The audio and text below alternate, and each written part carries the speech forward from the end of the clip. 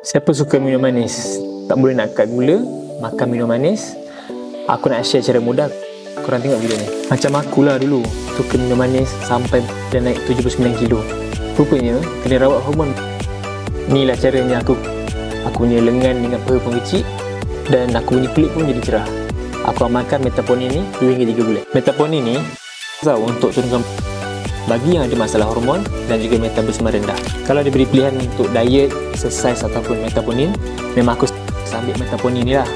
Sebab dia macam kau puasa 3 hari straight. Rupanya nak senang je. Kena aktifkan NPK dalam badan. Lepas NPK dah aktif, terus turun dengan lebih banyak dan cepat. Dulu berat badan aku 79 kilo, sekarang dah 74 kilo.